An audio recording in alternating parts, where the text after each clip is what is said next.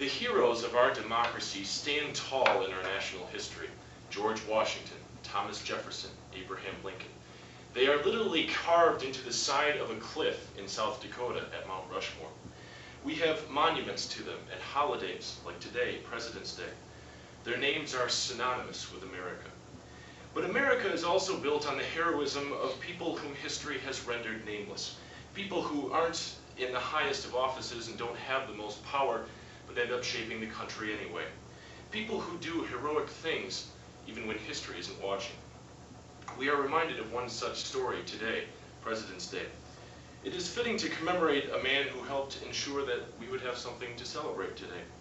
You've probably never heard of him, but if you're anything like me, preparing to vote in my first presidential election and disgusted by the insincerity that pervades modern politics, you might be encouraged by the story of a politician who is driven internally rather than controlled externally. You might be encouraged by the story of Edmund Ross. It had been 3 years since President Abraham Lincoln was assassinated, and the atmosphere in the country had only gotten more tumultuous since the Civil War. Revenge-minded Republicans in Congress were going on a rampage to punish the South, passing law after law that would humiliate the South and institute military rule of southern states.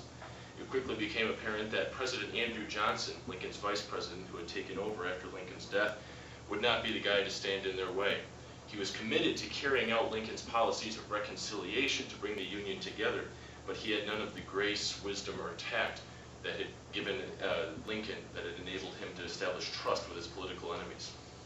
Well, for the Republicans, they quickly turned their attacks to political destruction. They sought out to destroy Andrew Johnson. They threw together articles of impeachment and passed them easily. They really didn't have much merit. They sort of threw together some technicalities and put in together some vague language, but they had the political momentum and the votes to do it. So impeachment passed easily through the House.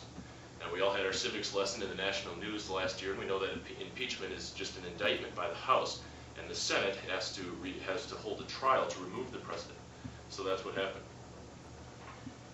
The trial quickly established itself that it would not be a fair trial. Evidence was bullied out of consideration, and all the Republicans announced their votes, even just about as soon as the trial started. In fact, they held a caucus to just gauge what the support would be for removing the president. Now, they had easily more than the 2/3 majority they needed to remove, who were Republicans in the Senate. But when they counted up the votes, they were one short. 6 Republicans went against their party and said they would not vote to remove President Johnson, partly because they didn't like the other Republicans, but partly because they said there were insufficient grounds. Only one person would not announce his vote at the beginning, and that was Edmund Ross. This was very odd because Ross was a vehement Republican opposed to President Johnson. He led some bills against President Johnson, and Republicans could not figure out why he was going along. Well, unfortunately for Ross, the fact that he was the only one that didn't announce his vote directed all the political pressure toward him. He received telegrams, letters, bribes, urging him to go along with the Republican Party. But Ross showed a rare display of conviction at the time. He said to a friend, "Though I am a Republican and opposed to President Johnson and his policy, he shall have as fair a trial as an accused man ever had on this earth." It was a rare show of principle at these politically intense times, but it didn't win him much support. He got a telegram from his home state of Kansas. "Kansas has heard the evidence and demands the conviction of the president. Signed D.R. Anthony and 1,000 others. Ross quickly replied, "To D.R. Anthony and 1,000 others, I do not recognize your right to demand that I vote either for or against conviction.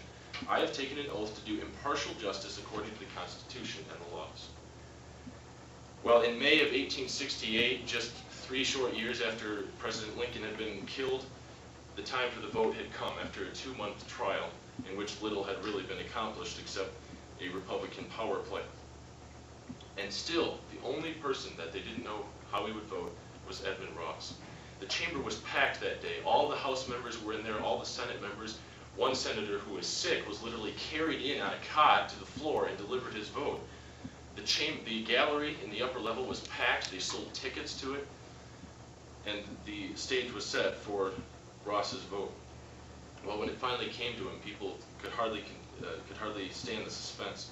The Chief Justice said, "Senator Ross, you have heard the evidence. How do you vote?" everybody leaned forward.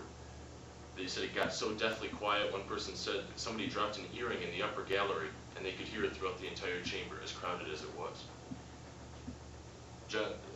Ross described the incident. He said, I almost literally looked down into my open grave.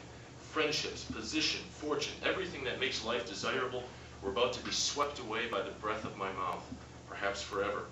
My answer was carried waveringly over the air and failed to reach the limits of the audience. Repetition was called for by distant senators. So he repeated his vote, a little more loudly and clearly this time.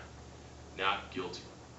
Removal of the president had failed. President Johnson would stay in office by one vote. Ross was vilified for his vote. His hometown paper said, Kansas repudiates you as she does all perjurers and skunks. He was seen as a traitor for not going along with the Republicans. The oddest thing is that Ross didn't like President Johnson. He was a political opponent of him. He had led measures against him. But only Ross at the time, it seems, was able to properly put the situation in its political and historical context. He would later write, in a larger sense, the executive office as a branch of the government was on trial. If the president must step down upon insufficient proofs and from partisan considerations, the office of president would be degraded and ever be subordinated to the legislative will, and would have led to a congressional autocracy. If Johnson had been kicked out simply because people didn't like him, it would have forever subordinated the office of presidency to Congress. Any time Congress didn't like somebody, they could just go on a rampage like this without significantly proving that the president deserved to be removed. What's more, if the Republicans hadn't been blocked by Johnson and able to carry out their revenge-minded measures against the South, who knows what that would have done to the stability of the nation in those post-Civil War times. Our country might look a lot different today. Ross was rejected by his home state. He had a promising political career, but it was ruined by this. He was never re-elected to office again.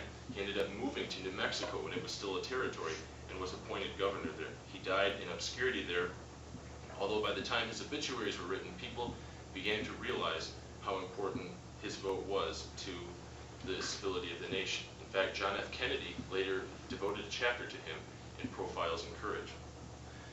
Edmund Ross doesn't have a monument or a holiday. Today is President's Day, and although Ross's act of courage was arguably as instrumental in making the presidency what it has been since Abraham Lincoln and keeping it strong and giving us heroes like Franklin Delano Roosevelt and Woodrow Wilson, we don't think of his name today. His act of principle in the face of such overwhelming political pressure puts to shame today's politicians who are often more television performers than true leaders. Ross reminds us that there's never a bad time to do the right thing. And today we can remember that he stands out as a true hero of American history.